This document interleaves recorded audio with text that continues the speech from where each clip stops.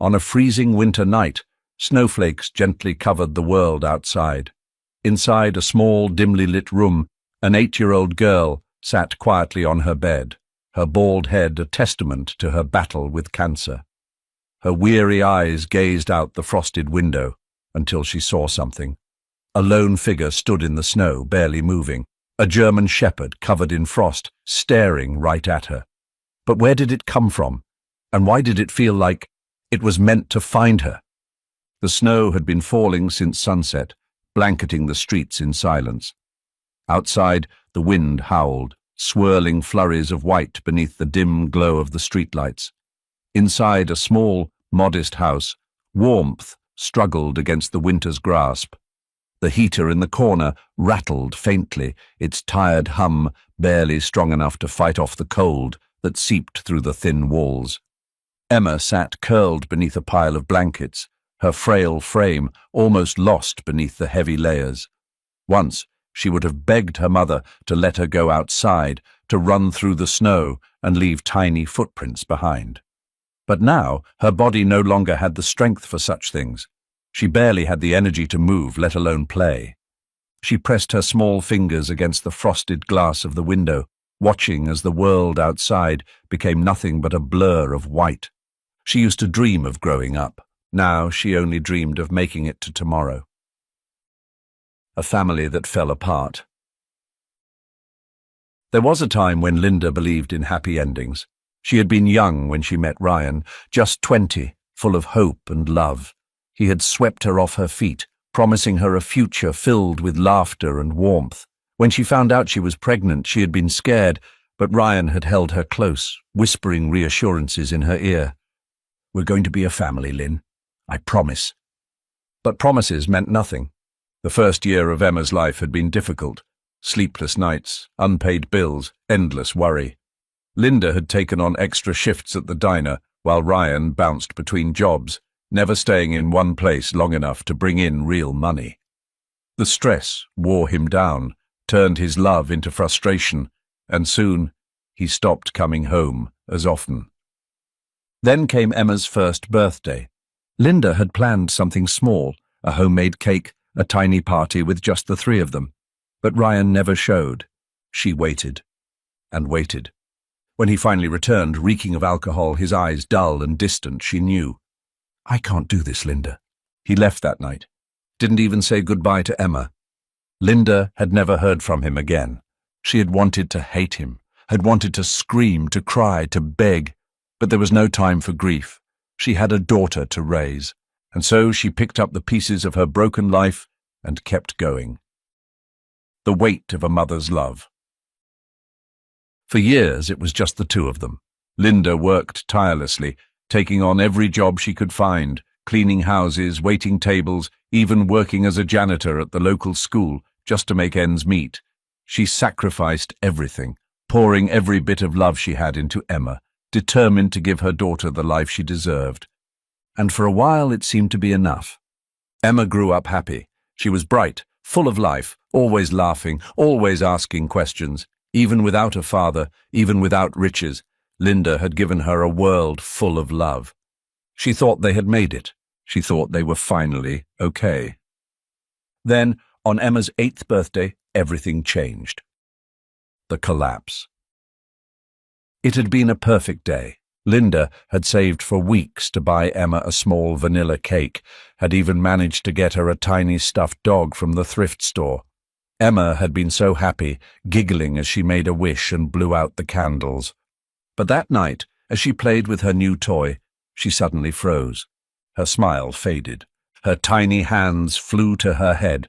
Then, before Linda could react, Emma collapsed. Panic had flooded her veins as she rushed to her daughter's side, her heart hammering in her chest. She called her name over and over, but Emma didn't respond. By the time they reached the hospital, Linda was shaking so badly she could barely stand. She remembered the sterile smell of antiseptic, the harsh fluorescent lights, the doctor's solemn face as he led her into a cold, empty room. "Mrs. Carter, we need to talk." Then came the words that shattered her world. "Your daughter has a brain tumor." Linda had felt the floor fall away beneath her feet. It wasn't possible. Emma had been fine, happy, laughing just hours ago. But the doctor explained how silent killers like this worked, how they hid in the shadows, growing, waiting, striking when least expected. By the time they found it, it was already too late. The treatments began immediately. The pain, the nausea, the nights spent in the hospital, the endless cycle of hope and despair. And the worst part? Linda had to watch, had to stand by, powerless, as the little girl she had fought so hard to protect withered away before her eyes. Her golden curls fell out, her body grew weaker, and now, months later, Emma could barely even walk. Linda had thought losing Ryan was the worst thing that could happen to her. She had been wrong. A wish in the darkness.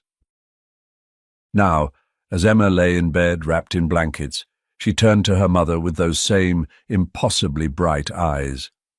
"Mum," she whispered, "do you think we could get a dog?" Linda's breath caught. A dog, Emma had asked before, but Linda had never given her a real answer. She couldn't afford it, couldn't justify it. But more than anything, she was afraid. Afraid of what it would do to Emma, afraid of giving her something else to love, only to have to say goodbye. But then Emma spoke again, softer this time. "I wouldn't mind saying goodbye," she murmured, "if it meant I got to love something first." Linda squeezed her eyes shut, a single tear slipping down her cheek. Her daughter was dying, and yet all she wanted was something to love. She swallowed hard. "Let's see how you're feeling tomorrow, okay?" Emma nodded, but the hope in her eyes didn't fade.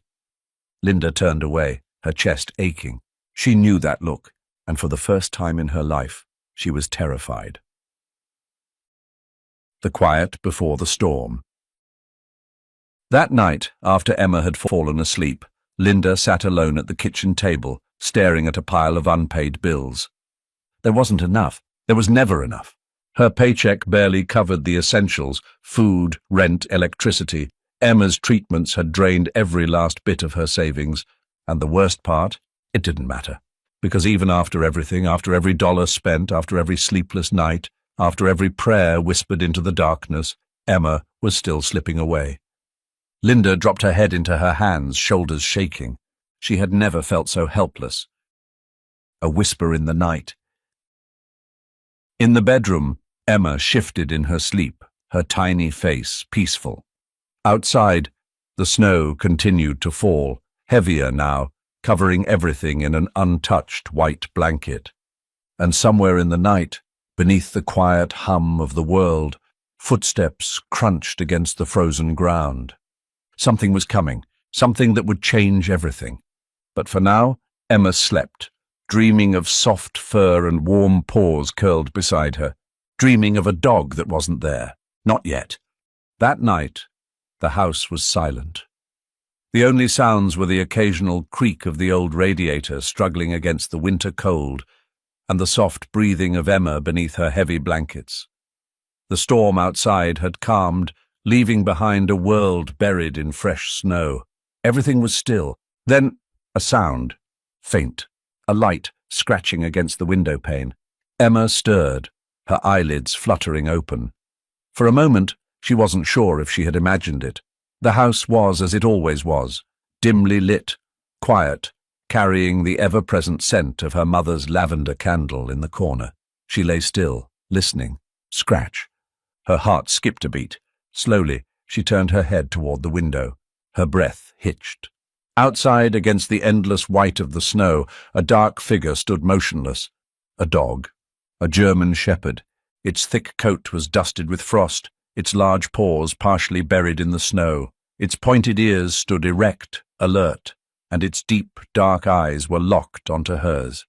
There was something haunting in its gaze, not the desperate, searching look of a stray, but something else, something knowing. It wasn't moving, it was just staring at her. Emma pressed her fingers against the cold glass. Her tiny chest rose and fell rapidly. She had dreamed of this, had whispered her wish into the night, and now, here it was. Had it really come for her? Her lips parted, a breathless whisper escaping. "Mum." Linda had been exhausted, physically, mentally, emotionally. She barely remembered how she got out of bed, only that she heard her daughter's voice, and instinct pulled her forward. The past few months had blurred together into an endless cycle of doctor visits, medication schedules, and the gnawing anxiety that kept her awake every night. She pushed open Emma's bedroom door, rubbing her tired eyes. "What is it, sweetheart?" Emma didn't turn from the window. She simply lifted one small hand and pointed. Linda followed her gaze, her sleep-clouded mind struggling to process what she was seeing. A dog, just sitting there. Its breath was visible in the cold air, its body still, its eyes unblinking. Linda's stomach clenched. Why was it just sitting there? Her first instinct was concern. Was it dangerous, a stray, lost? Her second instinct, the one rooted in exhaustion and overwhelming stress, was frustration. A dog, the last thing she needed. Her life had been reduced to survival, barely affording the bills, counting every dollar, making sure Emma had what she needed, even if it meant Linda went without. There was no room in their world for a pet. And yet, she could feel Emma's hope from across the room. The way her daughter's fingers pressed against the glass, the way her breath fogged the window, the way her tiny frame seemed to lean toward the dog like a fragile branch reaching for sunlight. She wanted this. God, she wanted this so badly, and it killed Linda to know she couldn't give it to her. Linda took a deep breath, pushing down the emotions clawing at her chest. "Emma, sweetheart, it's probably just looking for food. We should—" "Can we keep him?" Emma turned to her, her blue eyes filled with more life than Linda had seen in weeks, maybe months. Linda's throat tightened. "Emma, honey, we can't just take in a stray dog. We don't know if it has an owner, or if it's sick, or—" "But he's alone," Emma whispered, turning back to the window. "Like me." Linda felt something inside her crack. She clenched her fists at her sides, torn between what she knew was right and what her daughter needed. Emma was slipping away. The doctors didn't say it outright, but Linda could see it in their eyes, could see it in the way her daughter's little body had withered, in the way the color had drained from her cheeks, in the way her energy faded a little more each day. Every moment counted now, and yet she was still a mother drowning in medical bills, in the weight of knowing she couldn't save her child, in the crushing responsibility of making sure Emma had everything she needed in the time she had left. And taking in a dog? That was another mouth to feed, another responsibility, another heartache waiting to happen. She swallowed hard. "Emma, we have to be practical." Emma's small shoulders slumped. She turned her head, looking up at her mother, and for the first time in a long time there were tears in her eyes. "I just wanted a friend," she whispered. Linda felt like she had been punched in the gut. For so long, she had been preparing for the inevitable, trying to make sure Emma was comfortable, trying to shield herself from the pain of what was coming. But she had forgotten what Emma needed now. Not comfort, not survival, love, something to hold on to. Linda looked back out the window. The dog hadn't moved. It was still there, sitting in the snow, watching, waiting. The rational part of her screamed at her to close the curtains, to tell Emma they couldn't afford it, to pretend this wasn't happening. Linda exhaled shakily. "Let's see if he's still here in the morning." Emma didn't argue, but as her mother tucked her back under the covers, as the room fell silent once more, her little fingers curled against the blankets, she prayed, not for healing, not for time, just for the dog to stay. Outside, the German Shepherd didn't move. It only sat there, its deep, knowing eyes fixed on the small girl behind the window, waiting. Linda hesitated at the doorway, one hand gripping the handle while the other tightened around the edges of her worn-out cardigan. The night air was sharp against her skin, a reminder that this was a terrible idea. And yet here she was. The German Shepherd still sat in the snow, unmoving, just as it had all night. Its dark eyes reflected the dim glow of the porch light, deep and unreadable. For a brief moment, Linda felt something shift inside her, an inexplicable feeling that this was no ordinary stray. She shouldn't do this, and she couldn't do this. But then she thought of Emma, of her daughter's frail hands pressed against the window, of the quiet hope in her voice, so rare these days. Linda sighed, defeated. She reached for the knob and slowly pulled the door open. Cold air rushed into the house, making her shiver. She hesitated, expecting the dog to lunge forward, to shake off the snow and bound inside. But it didn't. It simply stood, waiting. Linda frowned. "Well," she murmured, as if expecting a response. The dog tilted its head slightly. Then, as if it had been invited all along, it stepped forward. The moment its paws touched the threshold, Linda felt a strange sensation settle over her. Relief? Acceptance? She didn't know. She only knew that this dog belonged here. An unspoken bond. As soon as the dog stepped inside, it shook itself, sending a flurry of snowflakes scattering across the worn-out wooden floor. Linda winced. She'd have to clean that later, but her annoyance quickly faded as she turned to Emma. Joy. Pure, unfiltered joy. Emma slowly sat up in bed, her eyes wide as the German Shepherd padded toward her. It moved cautiously, sniffing the air, its deep brown eyes locked onto hers. Emma extended her trembling hand. Linda held her breath. The dog hesitated for just a moment. Then, gently, it lowered its head and pressed its cold nose against her palm. Emma giggled, a soft, breathless sound. "Hi!" she whispered. The dog's ears perked. Emma stroked the fur between its ears, her fingers light against the thick, slightly matted coat. The German Shepherd let out a deep, contented sigh and lowered itself onto the floor beside her bed. Emma's eyes glowed with happiness. "Tu sais quoi, Kaula Max," she murmured. The dog didn't react, but something about the way it rested its head against the side of the bed made it seem like it understood, like it had been waiting for this name all along.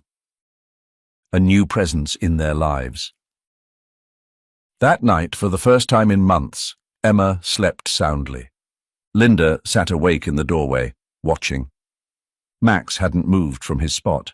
He lay curled beside Emma's bed, his body rising and falling with each slow breath. He hadn't whimpered, hadn't paced, just stayed, like he knew exactly where he was supposed to be. Linda rubbed her temples. This was a mistake. She couldn't afford a dog. She could barely afford the heating bill, let alone food for an animal this size. And what if it got sick? What if it had fleas or worse? And yet, she glanced at Emma. Her daughter, who had been drifting further and further away, now clung to something real, something alive. The change was almost immediate. The next morning, Emma woke up with more energy than she had in weeks. She laughed as Max licked her face, giggling between soft, weak protests. She asked to sit up more, to spend time petting him, talking to him. Linda watched in awe. The girl who had barely spoken yesterday was now full of chatter, telling Max about her favorite books, her old toys, even her dreams.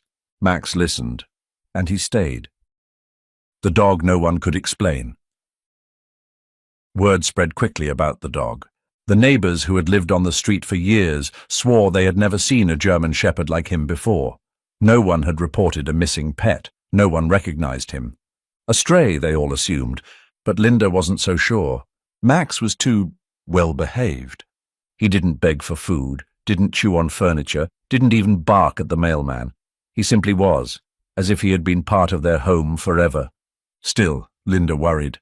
She took him to the vet, scraping together enough money for an examination. No microchip. No signs of malnourishment, despite the fact that he had clearly been out in the cold for some time. Just a perfectly healthy, seemingly trained German Shepherd with no past. The vet shrugged. Maybe he was abandoned, or maybe he found you. Linda frowned. What do you mean? The vet smiled. Some dogs just know when they're needed. Linda scoffed, but said nothing. But as the days passed, she began to wonder if it was true. Because Max wasn't just a dog. He was Emma's dog. A spark of hope. Emma's hospital visits were still difficult. The treatment still left her weak. Some days she barely had the strength to get out of bed. But there was a difference now. Max was always there. He lay beside her on the hospital bed, his heavy presence comforting against her thin frame. He placed his paw on her lap when the needles came, his warmth grounding her when the pain became too much. And when she felt like giving up, he licked her hand as if to say, "Not yet. Not today. The doctors noticed. Her nurses noticed. She's smiling more, one of them told Linda in awe. I haven't seen her like this in months. Linda had. She had seen it every day since the night Max arrived.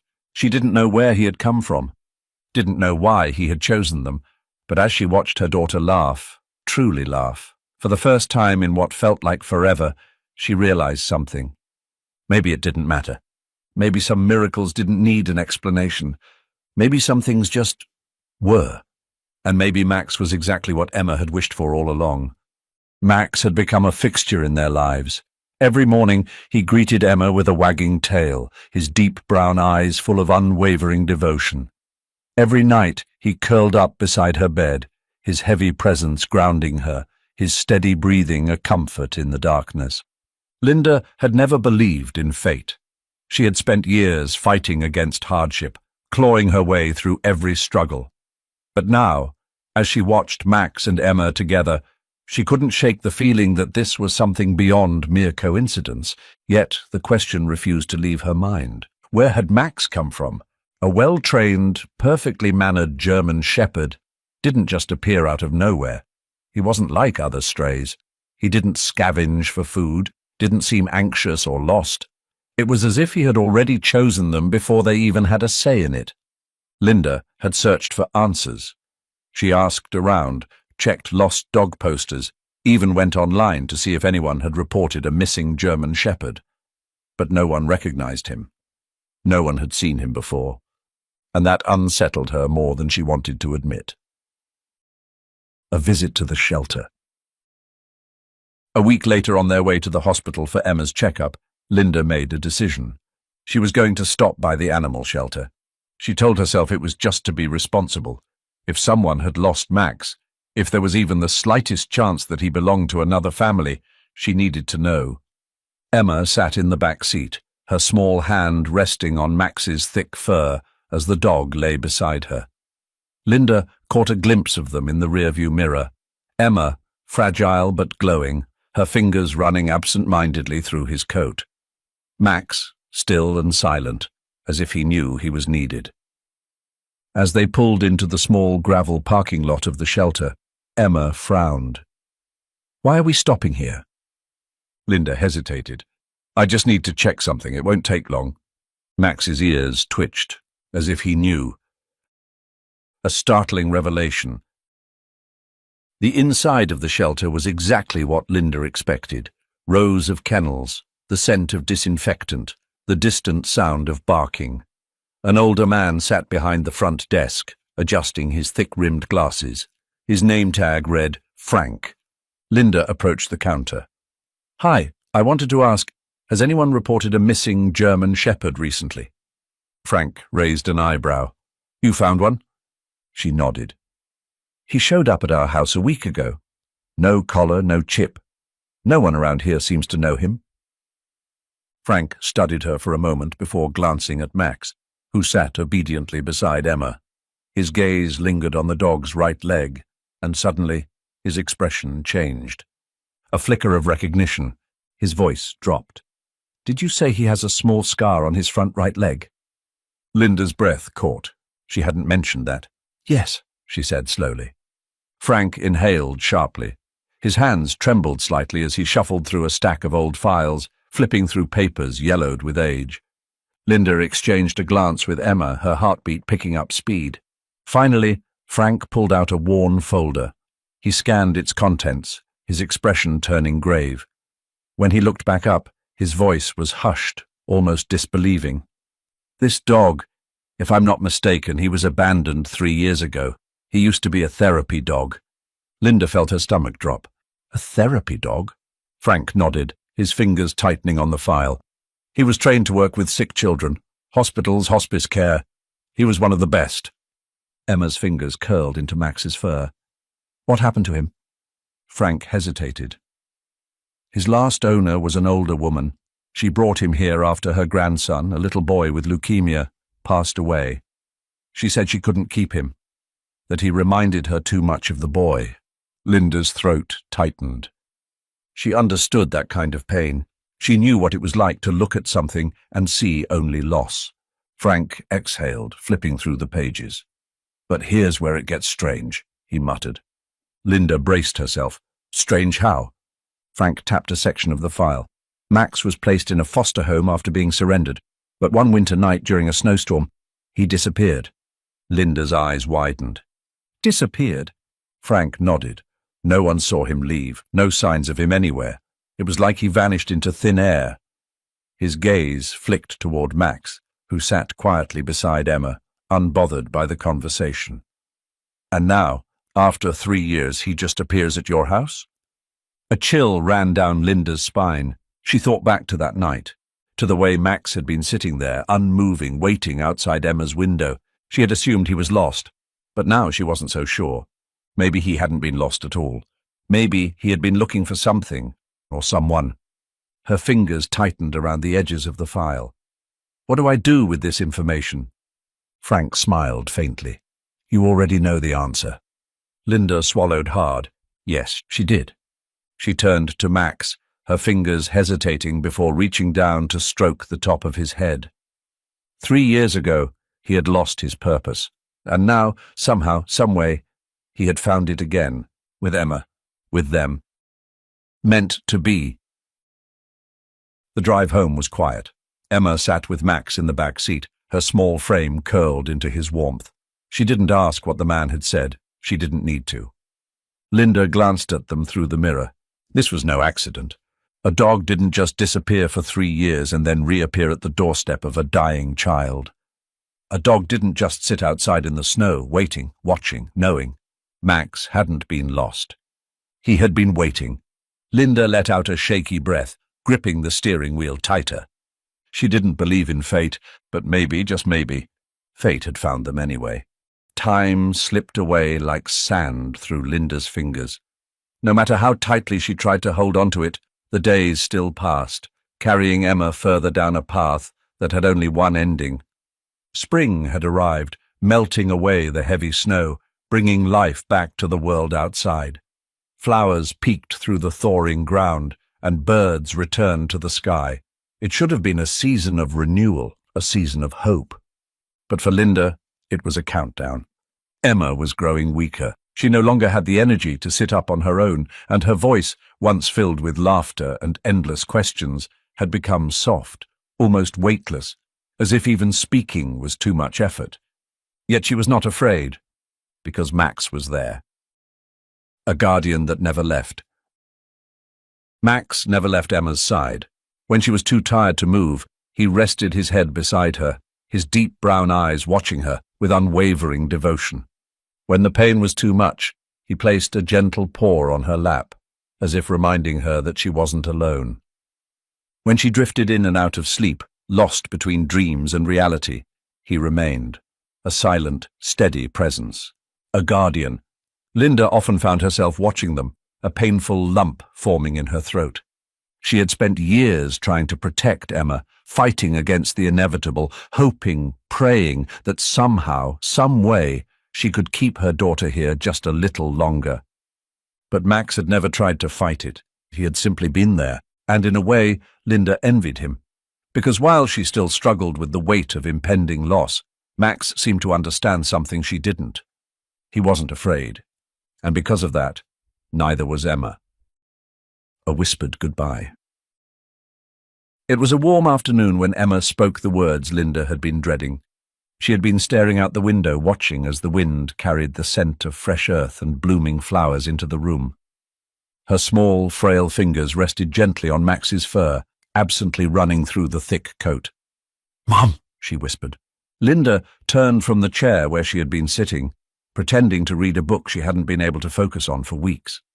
She saw it immediately, the exhaustion, the acceptance, the quiet understanding in her daughter's tired blue eyes. "I'm so tired," Emma murmured. "But I'm not sad, Mum, because I have Max." Linda's heart shattered. She reached forward, gripping her daughter's delicate hand, her own shaking as she blinked away the tears that burned her eyes. "I know, sweetheart," she whispered back. "I know." Max lifted his head slightly, as if sensing something unspoken.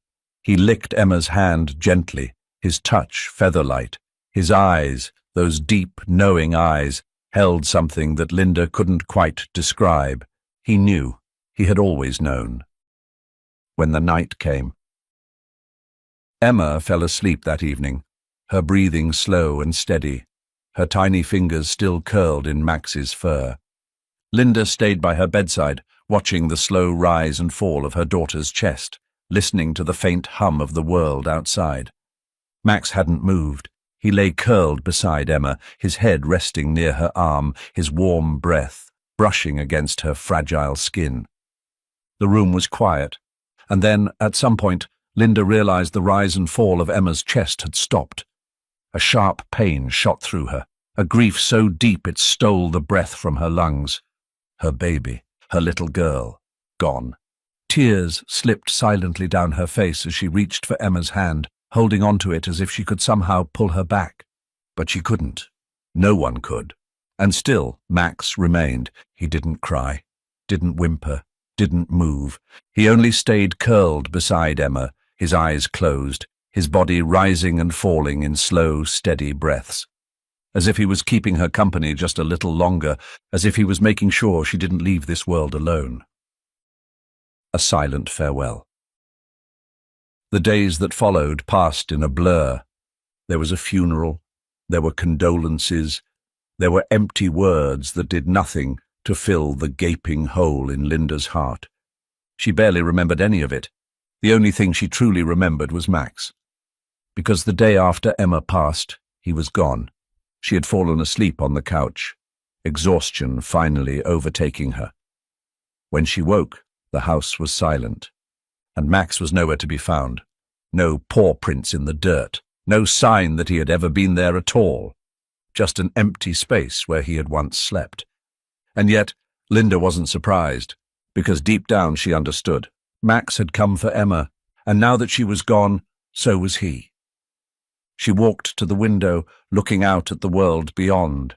The flowers were blooming, the sun was shining, the wind carried the scent of spring through the air, and for the first time she allowed herself to believe that somewhere, somehow, Emma and Max were together again, and that neither of them were alone. The house felt different, quieter, colder. Emma's presence had always been a gentle hum in the background, filling every corner with warmth even in the darkest of days. But now the silence was absolute. Linda had expected the emptiness, had braced herself for it, but nothing could have truly prepared her for the weight of waking up each morning and realizing her daughter was no longer there. The soft sound of Emma's laughter, the quiet hum of her voice, even the faint rustling of her blankets as she shifted in bed, gone. And Max was gone too. Linda hadn't heard him leave. One moment he was curled up on the floor beside Emma's empty bed, his deep eyes full of something she couldn't quite name. The next, he had disappeared. No trace, no paw prints, no sign that he had ever been there at all. Just silence, just absence, as if he had never belonged to this world in the first place. The house without them. The days blurred together.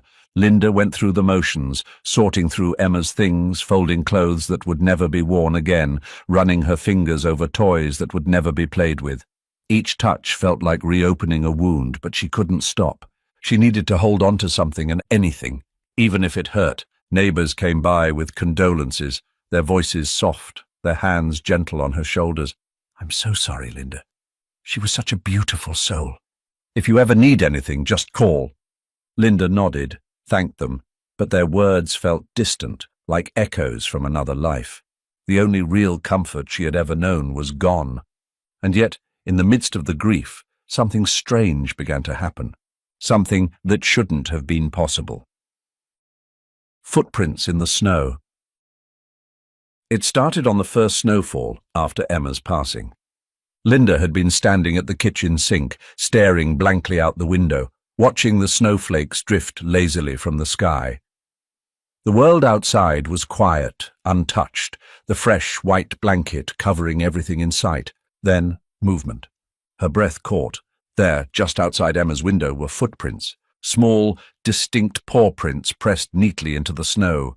Linda's hands trembled as she pushed open the back door and stepped outside. The air was crisp, biting against her skin, but she barely noticed. She followed the prints, her heart hammering in her chest. They led directly to Emma's bedroom window, and then they stopped. No trail leading away, no scattered imprints in the distance, just a perfect line of paw prints leading to the window, as if something or someone had been standing there, watching, waiting, just like that first night. A shiver ran down Linda's spine, but it wasn't from the cold. She turned slowly, scanning the empty yard, the quiet street beyond. No sign of Max, no sign of anything at all, just the footprints. She swallowed hard, blinking back tears as she took a step back, her gaze lingering on the delicate imprints in the snow. Max was gone, but somehow, someway, he was still here. A presence that never left. The footprints came again, not every night, not even every snowfall, but just often enough for Linda to notice. Each time they were the same, appearing in the fresh snow, always leading to Emma's window, never away. She never saw them appear. She never heard a sound, and yet every time she found them, a strange sense of peace settled over her, as if something, someone, was watching over them, not gone, not forgotten, still there, still waiting, still protecting. Linda never told anyone. Not the neighbors, not the nurses from the hospital who occasionally checked in on her, not even the few friends who still called to make sure she was okay, because she wasn't sure they would believe her. She wasn't even sure she believed it. But deep down, in the quiet hours of the night, when the world was still and she was alone with her thoughts, she knew. Max hadn't come to them by accident, and he hadn't left them completely. A love that never fades. One evening, as she sat by the window with a cup of tea in her hands, Linda whispered into the cold air, "Thank you." She didn't know if anyone was listening, didn't know if the wind carried her words anywhere at all, but she liked to think it did. That somewhere, in a place beyond what she could see, Emma was laughing, her fingers tangled in Max's thick fur, her eyes bright and full of life again. That she wasn't alone, that she never had been, and that Max, her silent guardian, her protector, her friend, was still keeping watch. A child and a dog, together, forever. And somewhere, beneath the next snowfall, Linda knew she would find the footprints again. A quiet reminder, a silent promise, that love never truly fades, the last lesson. Life is fleeting, but love never fades. We often look for miracles in grand, unexplainable events, waiting for something beyond our understanding to intervene. But the greatest miracles don't come from the sky. They are born from kindness, from unwavering love, from the quiet moments shared between souls that were meant to find each other. Max didn't find Emma because he was lost. He found her because he had a purpose, to bring warmth to a little girl who had endured so much, to remind her that she was never alone, to give her something to love, even in the face of the inevitable. And in the end, Max didn't just save Emma. He saved Linda too, because love like that never truly disappears. It lingers, woven into the very fabric of our existence, shaping us in ways we may never fully understand. Somewhere beyond what we can see, Emma is running free, laughter ringing through the air, Max by her side. No pain, no sickness, just boundless joy.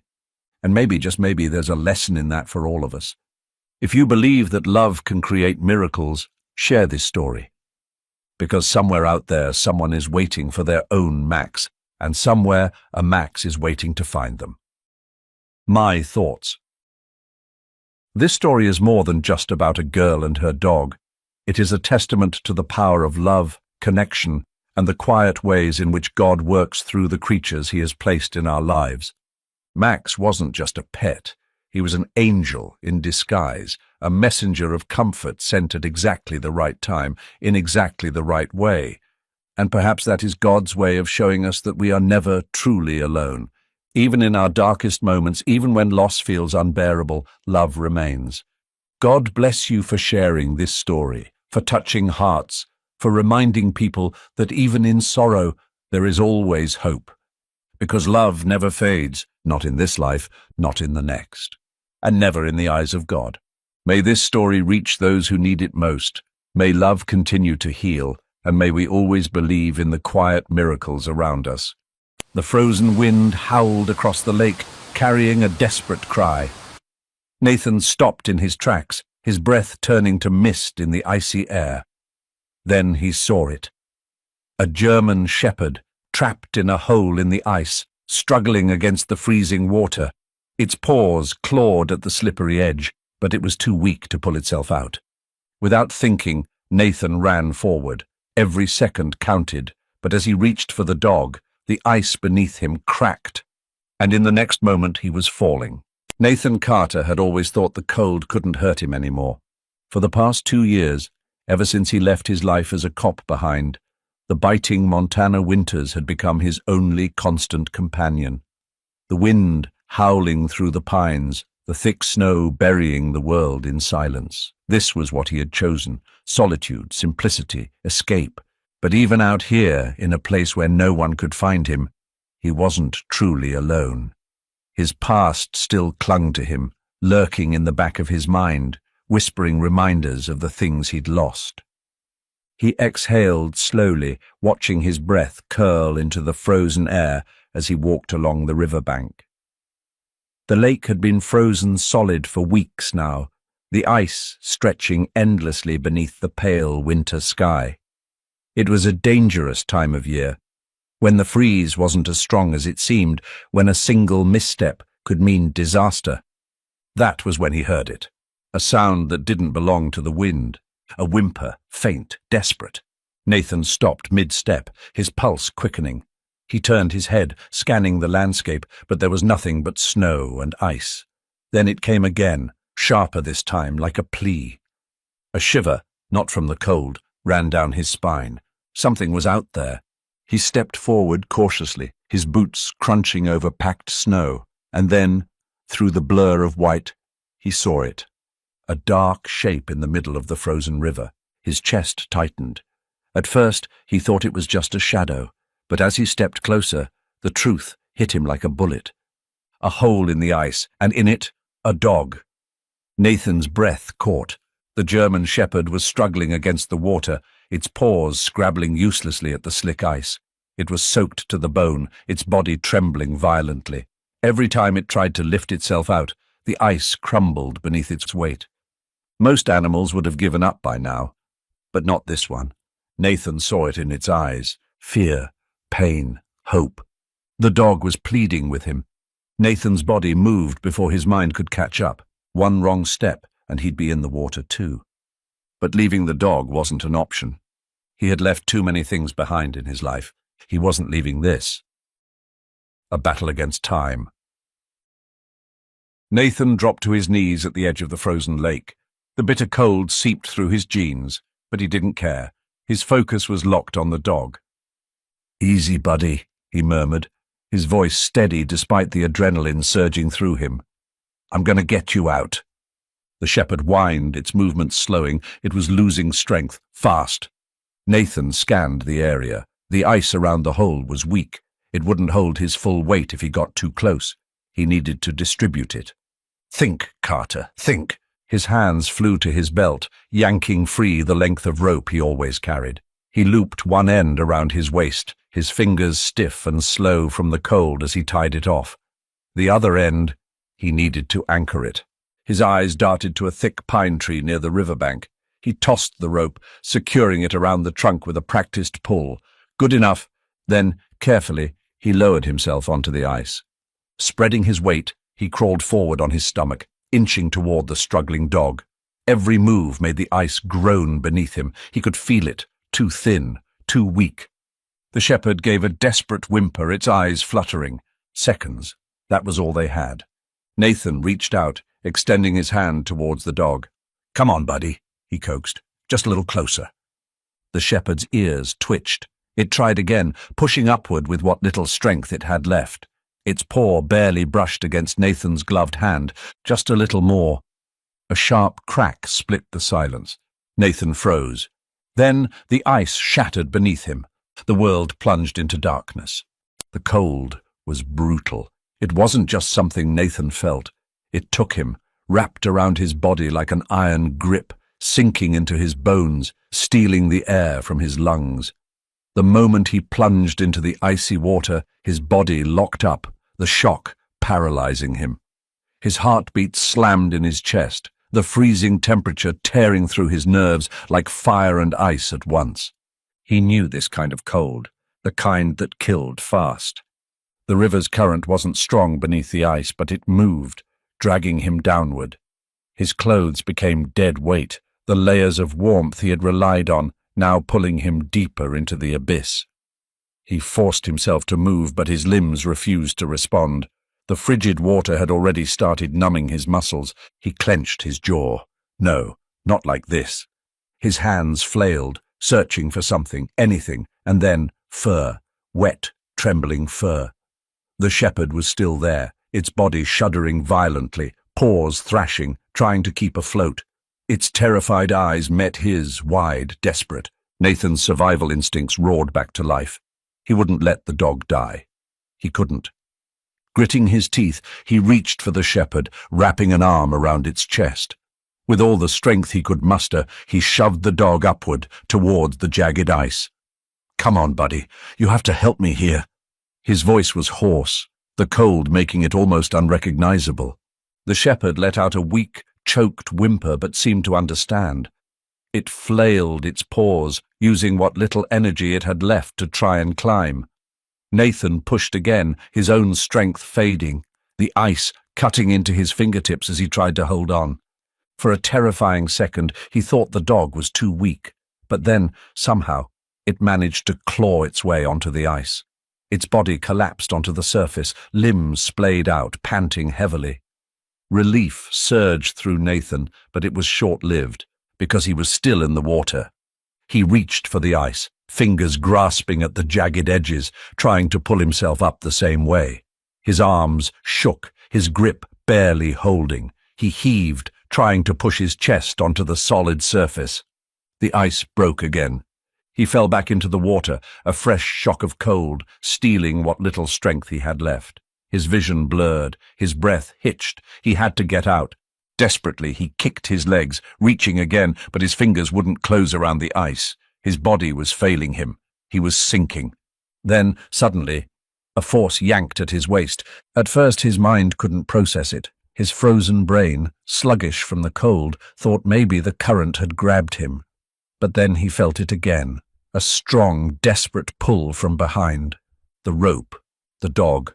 The shepherd had grabbed hold of the rope, still tied around Nathan's waist, and was pulling with everything it had left.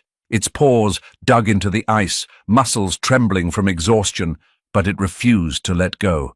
His body hit the ice with a dull thud.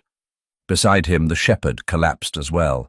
Its chest rose and fell rapidly, steam curling from its wet fur into the frigid air.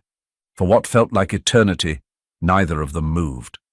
Then, finally, Nathan turned his head just enough to meet the shepherd's gaze. The dog barely had the energy to lift its head, but its amber eyes locked onto his. It hadn't left him. It had saved him. Nathan let out a ragged breath, a weak chuckle escaping him despite everything. His frozen fingers reached out, barely brushing against the dog's damp fur. You really just saved my ass, didn't you?" His voice was hoarse, almost lost in the howling wind. The shepherd gave a faint wag of its tail, then let out a tired, content sigh. Nathan turned onto his back, staring up at the pale winter sky, breath still coming in heavy gasps. They had survived. Somehow, against all odds, they had made it, but they weren't safe yet. They were soaked, their bodies losing heat fast. Hypothermia would take them both if they didn't move.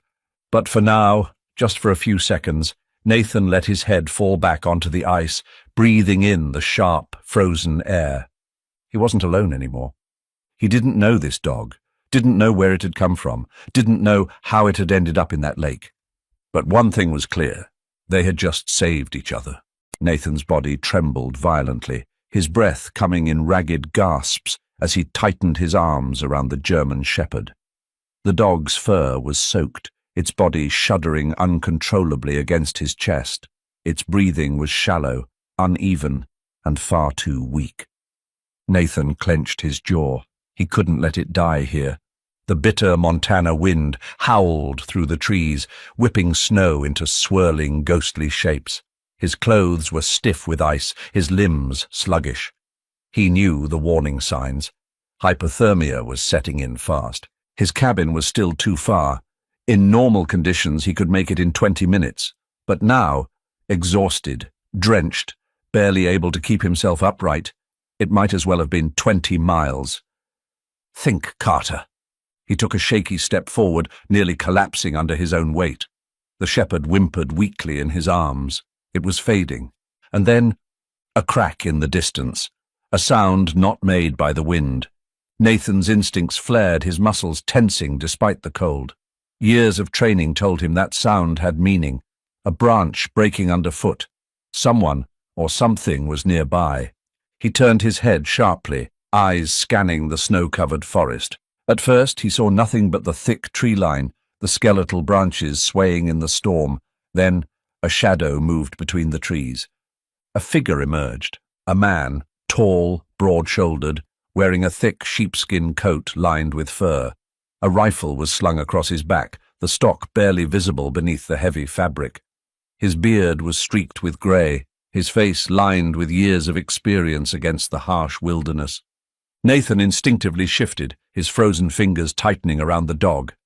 He didn't know this man, and out here, far from town, strangers could mean danger. The man lifted a gloved hand in a slow, non-threatening gesture. "You need help?" Nathan hesitated.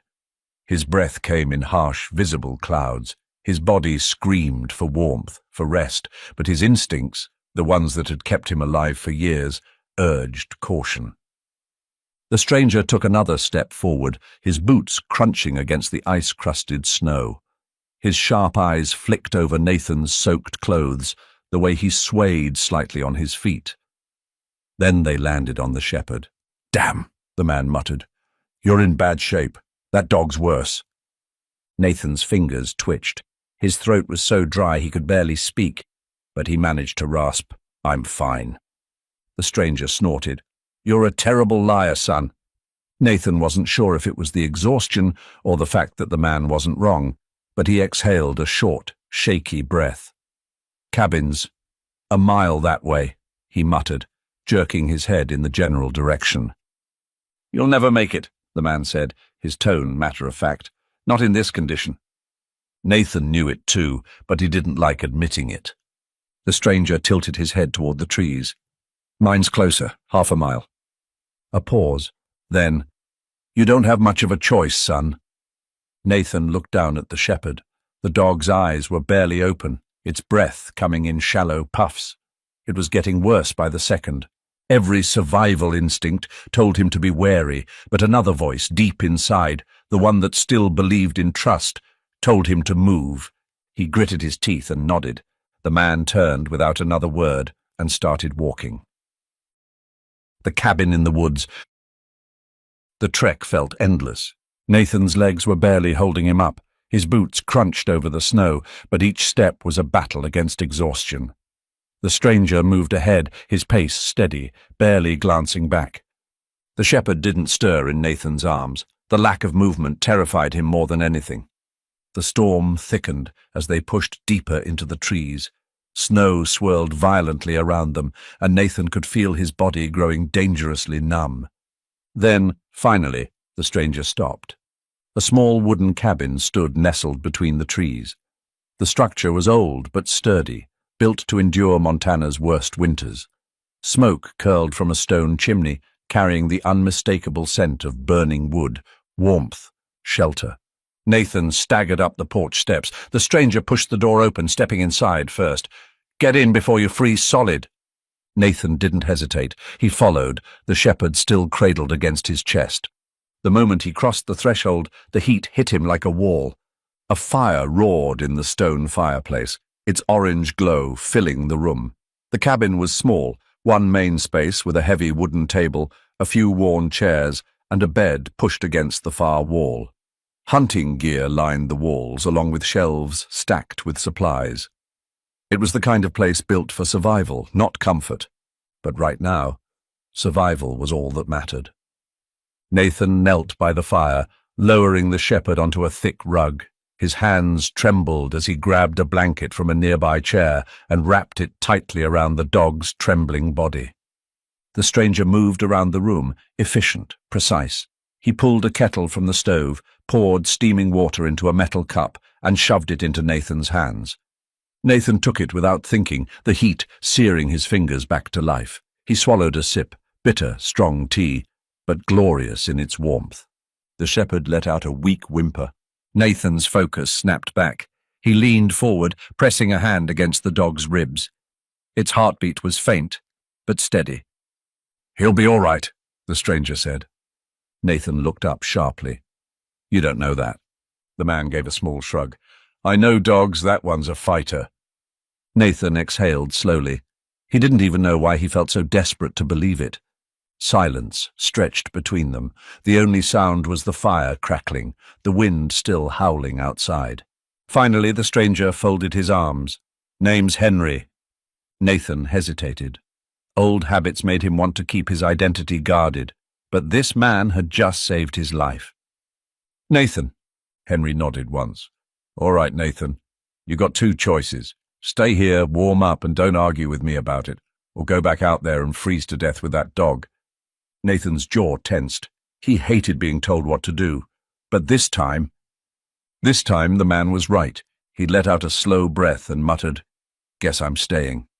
Henry gave a satisfied grunt. "Smart choice." Nathan leaned back, his gaze drifting down to the shepherd, still curled under the blanket. The firelight flickered across its fur, casting long shadows across the wooden floor. The dog had fought to survive, and for the first time in a long, long while, Nathan wasn't fighting alone. Nathan sat on the wooden floor of Henry's cabin, his back leaning against the rough-hewn logs of the wall. His clothes had dried near the fire, but the chill from earlier still clung to his bones. Across from him, the German shepherd lay curled up on a thick woolen blanket, its fur still damp, but no longer shivering uncontrollably. The dog had survived the ice. They both had.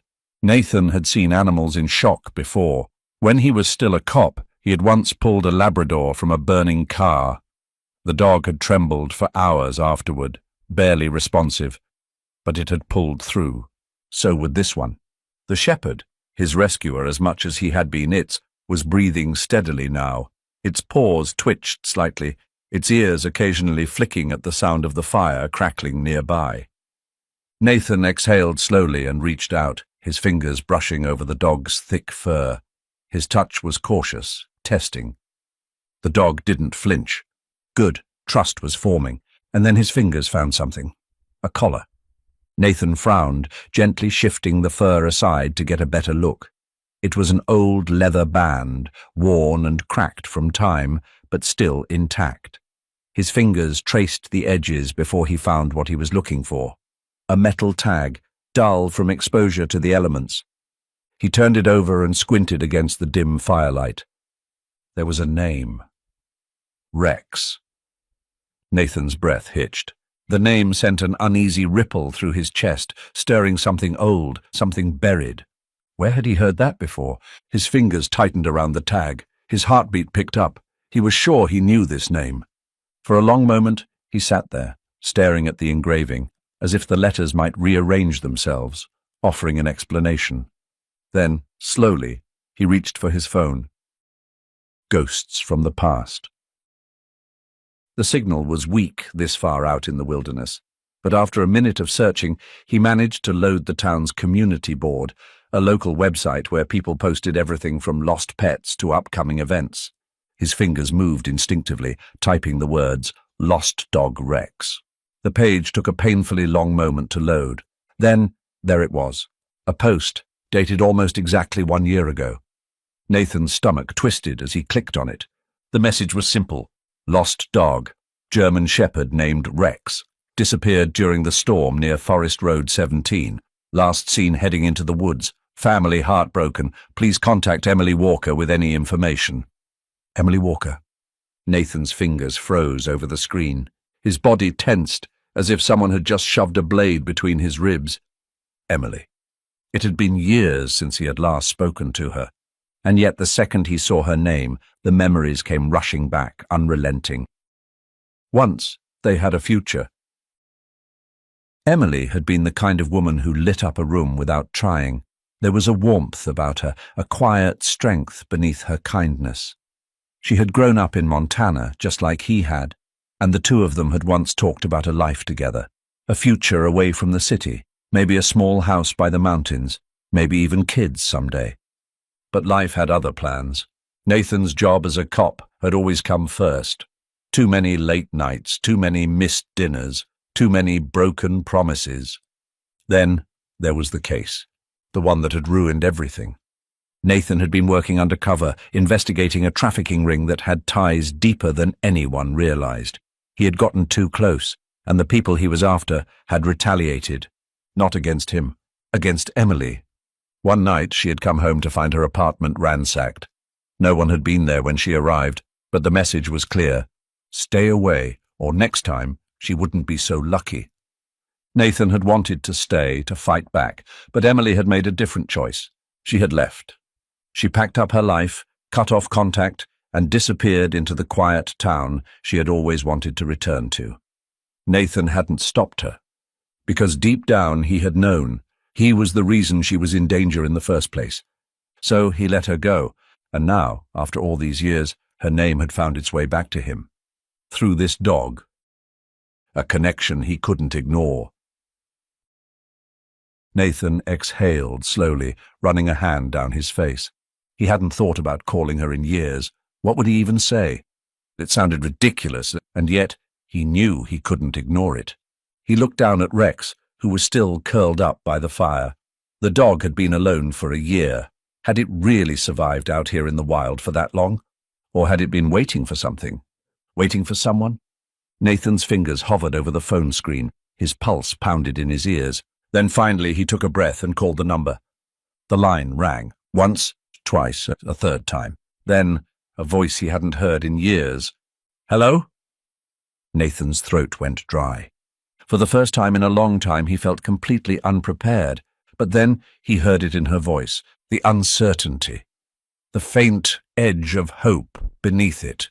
And before he could stop himself, the words left his mouth. Emily, I think I found something that belongs to you. Nathan sat at the worn wooden table in Henry's cabin, staring at the number on his phone screen. His thumb hovered over the call button, his heart pounding harder than it should have. How long had it been since he last heard her voice? 2 years? No, closer to 3. Back then, things had been different. He had been different. Emily had been his safe place, the only thing that ever made the chaos of his job feel worth it. And then, like everything good in his life, he had lost her. Now she was just a name on his screen, a person he never expected to reach out to again. But fate had other plans. His gaze flickered to the German shepherd curled up by the fire, the dog that had somehow survived a year alone in the wild, that had fought through impossible odds. Rex had found his way back to Emily, and maybe, just maybe, Nathan had too. Taking a breath, he pressed call. A voice from the past. The phone rang once, twice. Nathan almost hung up. Maybe she had changed her number. Maybe this was a mistake. Then she answered, "Hello?" The voice on the other end was soft, cautious, familiar. Nathan swallowed hard. "Emily?" Silence. Then a sharp inhale. "Nathan?" He exhaled slowly, gripping the phone a little tighter. "Yeah, it's me." Another pause. He could hear the hesitation in her breathing, the unspoken questions hanging between them. He didn't give her time to ask. "I think I found Rex." The silence on the other end became deafening. Nathan waited, the crackling of the fire the only sound in the room. Then, finally, Emily's voice returned, quiet, disbelieving. That's not possible." Her voice cracked slightly. "Rex has been missing for almost a year." Nathan's throat tightened. "I know." He glanced at the dog, curled up near the hearth. "He's here, Emily. He's alive." A sharp breath came through the line, followed by the rustling of movement. He could picture her, hand over her mouth, eyes wide with disbelief, pacing like she always did when she was overwhelmed. "You're sure?" she whispered. Nathan glanced at Rex again. "Yeah." Her voice shook. "Send me a picture." Nathan snapped a quick photo of Rex and sent it. The moment the message delivered, the line went silent.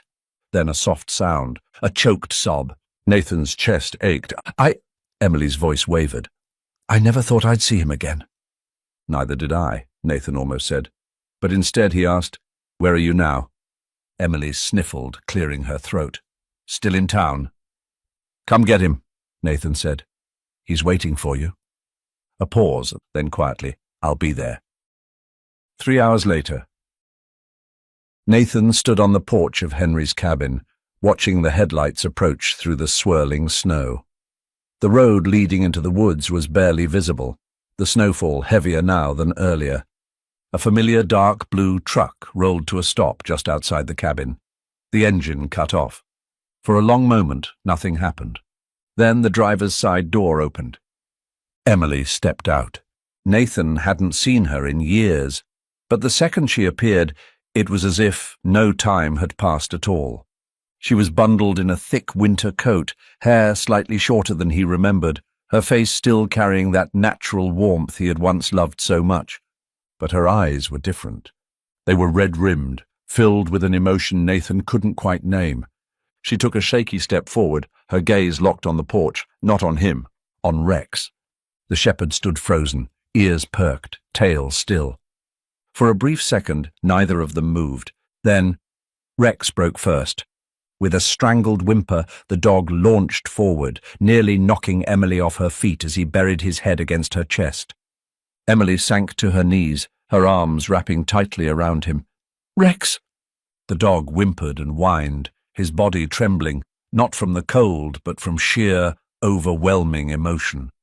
His tail wagged so fast it was a blur. He buried his face against her coat, making small, desperate sounds. Emily let out a shaky laugh between her tears, pressing her forehead to his. "Oh my God!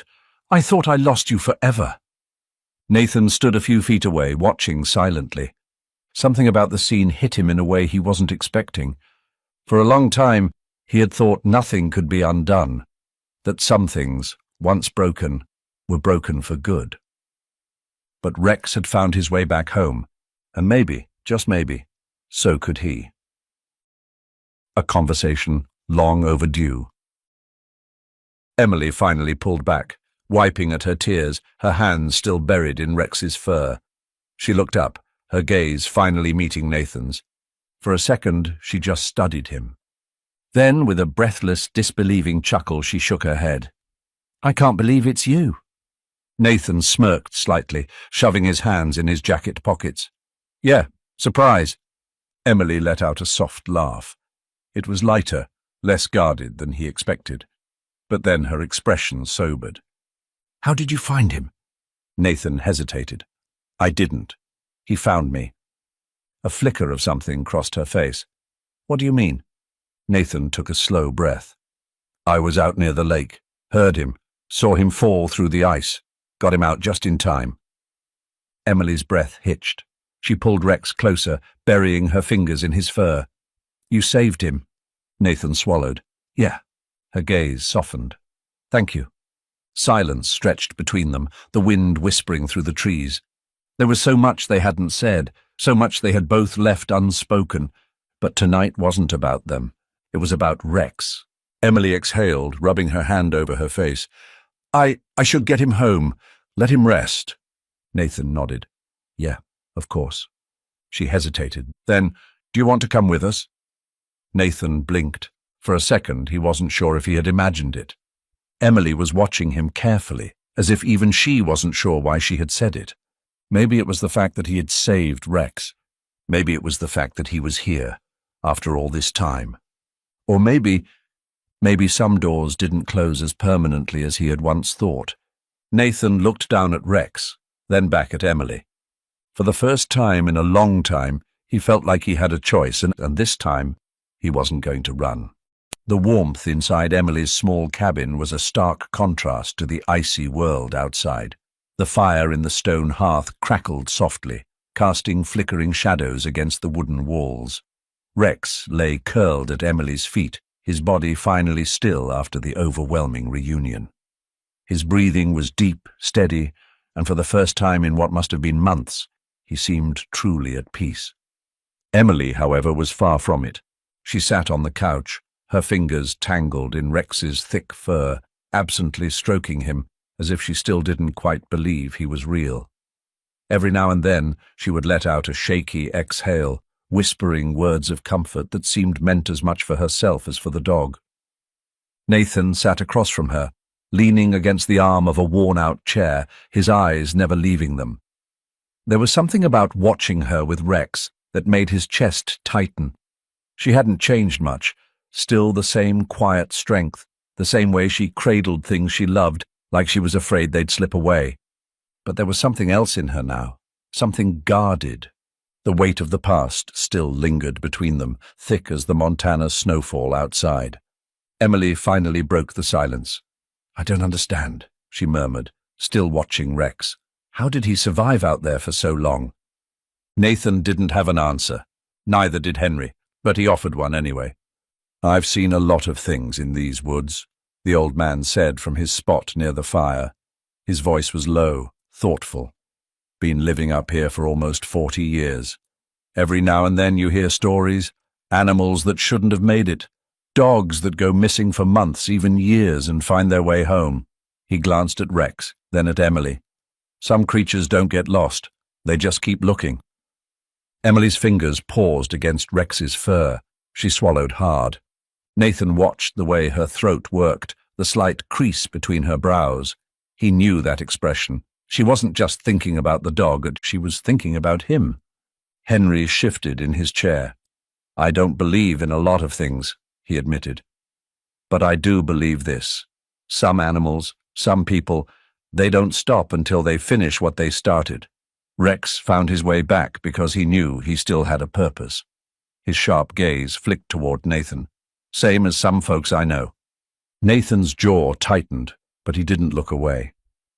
Emily finally spoke, her voice barely above a whisper.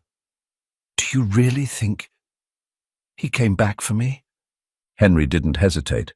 "I think he never stopped trying." A thick silence settled between them. The fire popped, sending embers swirling into the air.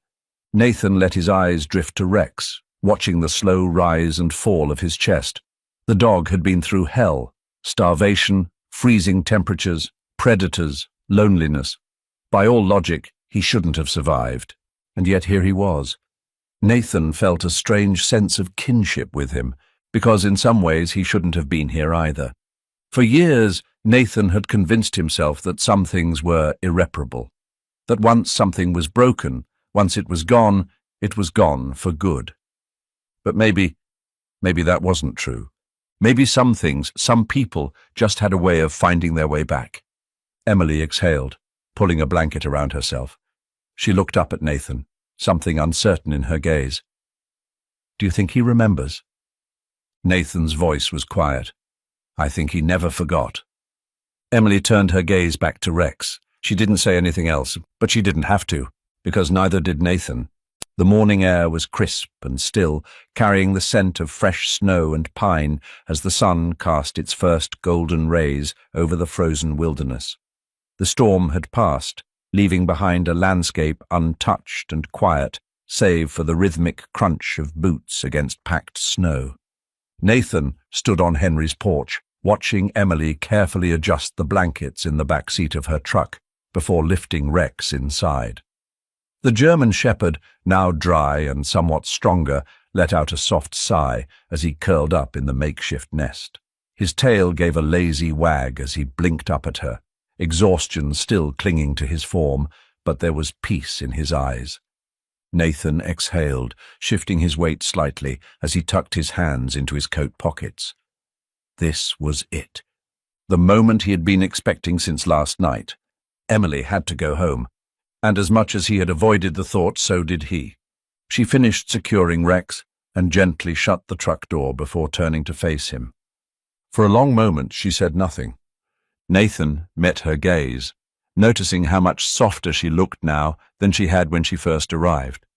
Her shoulders weren't as tense, the guarded edge in her eyes had eased, just slightly. Finally, she exhaled. "Thank you, Nathan," she said, her voice quiet but filled with something real. "If it weren't for you, Rex wouldn't have made it." Nathan shook his head, offering a small smirk. "I think he had a lot to do with it himself." Emily let out a breath that was almost a laugh, but there was something unreadable in her expression, something that lingered between what was said and what was left unsaid. She hesitated for just a second, then, "Do you want to come back with me?" Nathan froze. Emily let out a nervous laugh, shaking her head slightly as if backtracking. "I mean, just for coffee. You know, warm up before you head out." Nathan knew better. This wasn't just about coffee. This was a door, left slightly ajar. An invitation, not just to her house, but to something bigger. She was giving him the choice, to walk away like he always did, or to step back into something he had once believed was gone forever. His chest tightened. Nathan had spent years convincing himself that some things were permanent, that once something broke, once you lost someone, there was no undoing it, no way to fix what had already been shattered. But Rex had found his way back.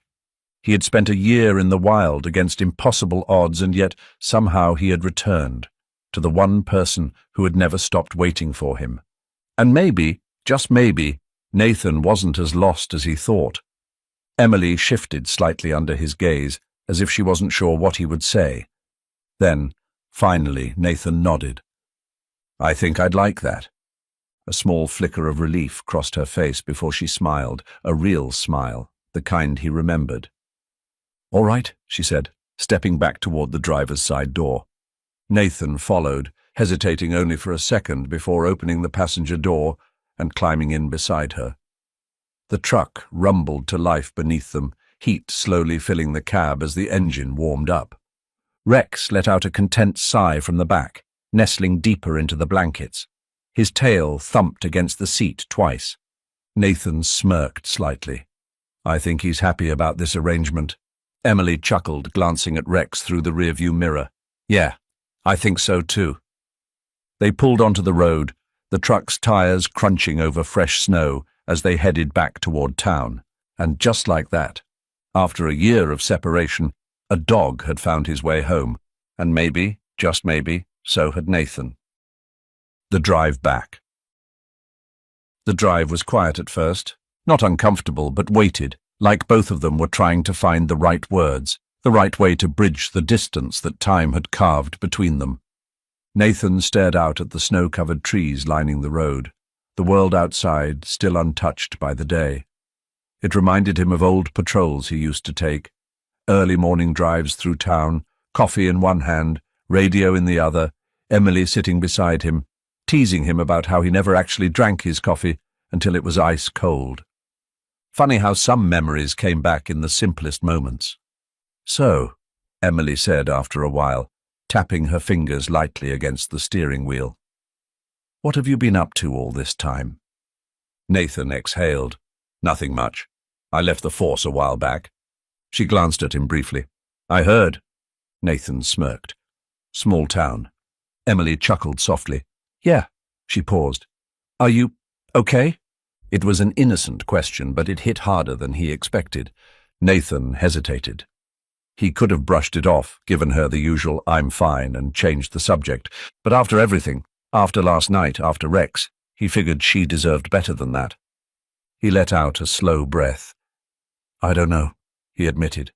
"Some days are better than others." Emily nodded as if she understood, and maybe she did. "You ever think about coming back?" she asked. Nathan glanced at her, then back at the road. Once he had promised himself he would never return to the life he left behind, but now he wasn't so sure anymore. "I don't know," he said again. Emily hummed softly but didn't press him further, and for that he was grateful. Back home. Emily's house was just on the edge of town, a cozy little place with a wraparound porch and a yard that Rex had once ruled over. As soon as she parked the truck, Rex's ears perked. His nose twitched as if he recognized the familiar scent of home. Emily barely had the door open before Rex leapt out, his strength returning in a way that made her laugh as he bounded toward the porch. Nathan followed at a slower pace, watching as Rex sniffed every corner of the yard, his tail wagging faster with each familiar discovery. By the time they stepped inside, the warmth of the house immediately wrapped around them. It smelled the same, faintly of vanilla and coffee, with a hint of pine from the candles Emily always loved burning during the winter. She pulled off her coat, tossing it onto the chair before turning to Nathan. "Coffee?" she asked. Nathan smirked. "You're just going to make me say yes, aren't you?" Emily grinned. "I was hoping you'd say yes." Nathan let out a chuckle and shook his head, stepping fully inside. And just like that, after all the twists and turns, the long years, the silence, Nathan Carter finally found himself exactly where he was meant to be. Home.